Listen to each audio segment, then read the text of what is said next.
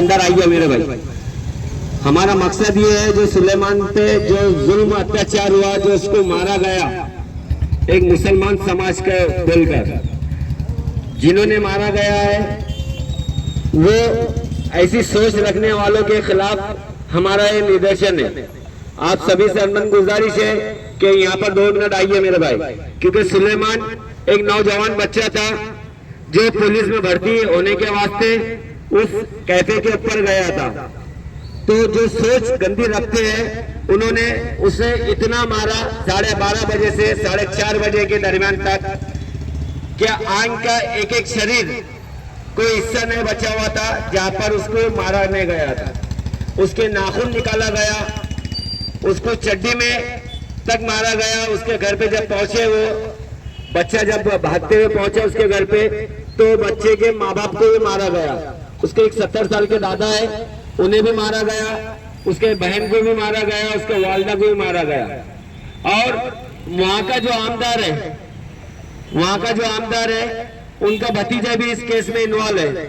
हमारी मांग पुलिस प्रशासन से ये इसके वास्ते जो रखा गया है कि हाई कोर्ट के निगरानी में इसकी जांच होना चाहिए, और ऐसी सोच जो रखने वाले हैं, चाहे वो मुसलमान हो चाहे हिंदू हो, कोई भी मजहब के लोग हो, तो उसको फांसी के सिवा कोई भी सजा नहीं दे, उसको कड़ी से कड़ी फांसी होना चाहिए ऐसी सोच रखने वालों को।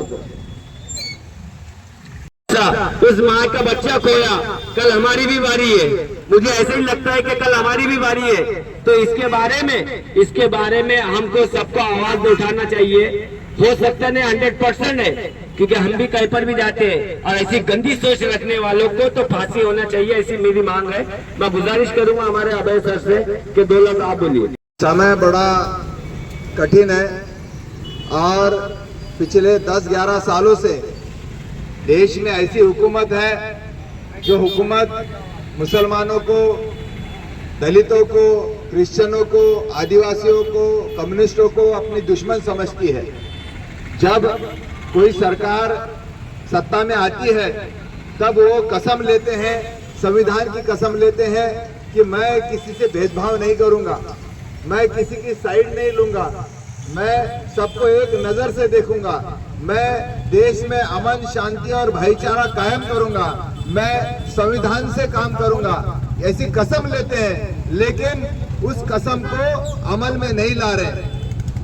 केंद्र में मोदी सरकार हो या महाराष्ट्र में देवेंद्र फडणवीस सरकार, वो मुसलमानों को बहुत नफरत की नजर से देखते हैं, दलितों पर अन्याय करते हैं, अत्याचार करते हैं, क्रिश्चियनों पे अत्याचार करते हैं, अन्याय करते हैं। जो भी हमारे लड़के जो अल्पसंख्यक समुदाय से है, वो अगर पढ़ लिख कर यूनिवर्सिटी तक जाते हैं, 12वीं तक जाते हैं, ग्रेजुएशन तक जाते हैं, पढ़ने लिखने वाला लड़का अपनी नाक के सिदान में काम करता है, वो किसी के आधे मधे में नहीं रहता, वो अपने पढ़ाई और अपने करियर पे पूरा ध्यान देता। लेकिन हमारे पढ़ाई करने वाले बच्चे भी उनसे देखे नहीं जा रहे। जो जामनेर के बेटवाड़ गांव में जो हादसा नहीं वो खून हुआ, वहां पर हमारा 12वीं में पढ़ने वाला हमारा सुलेमान खान जो 21 साल का लड़का था, वो पुलिस भर्ती का सपना देखता था और पुलिस भर्ती के लिए पूरी कोशिश कर रहा था, और इंटरनेट कैफे पे कोई सर्टिफिकेट निकालने के लिए, ऑनलाइन करने के लिए जब गया, तब उसको झूठा बहाना बनाकर वही मारपीट शुरू की इन हिंदुत्ववादी लोगों ने, जो आरएसएस बीजेपी की सोच रखते हैं। क्योंकि आरएसएस और बीजेपी ने मुसलमानों के बारे में बहुत ज्यादा नफरत हमारे हिंदू भाइयों के बीच बो दिया है, और इसका नतीजा ये हो रहा है कि जो कम पढ़े लिखे हैं, जो इनके बहकाव में आते हैं, जो अपने करियर पर ध्यान नहीं देते, वो दाढ़ी टोपी देखकर हमला करने लगे हैं। वैसा ही जलगांव में एक हादसा हुआ। जलगांव में हमारे 70 साल के बुजुर्ग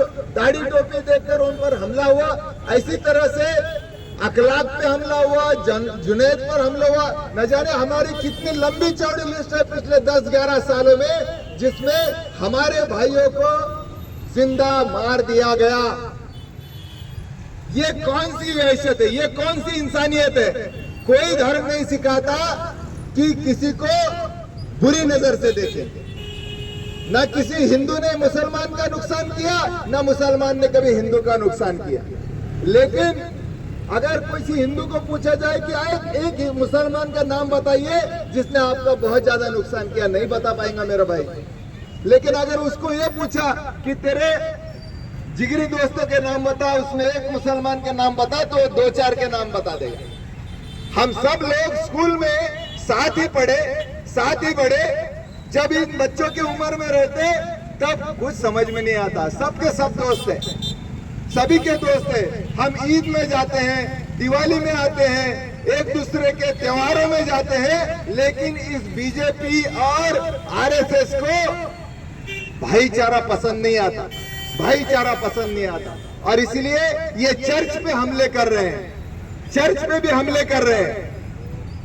छत्तीसगढ़ में हमारी 2 नन जो क्रिश्चियन नन है, क्रिश्चियन समाज ये सेवा करने वाला समाज है, ये शांतता प्रिय समाज है। लेकिन उनको अरेस्ट किया, बजरंग दल के लोगों ने उनके ऊपर अटैक करा और उन्हीं को अरेस्ट किया। क्या बोले? वो लड़कियां बेचने को जा रहे हैं। वो लड़कियां खुद बोल रहे हैं कि हम नौकरी करने को जा रहे हैं, ये हमको नौकरी दे रहे हैं। लेकिन ये बोल रहे हैं कि ये लड़कियां बेचने को जा रहे हैं। उनको मारे और उनको ही अरेस्ट करे। सुप्रीम कोर्ट से उनका बेल हुआ। हमारी पार्टी के जो खासदार है पी संतोष कुमार, उन्होंने उनके लिए मदद की और उनको छुड़ाया। और इसी तरह हमारा बौद्ध गया में बौद्ध लोगों पर भी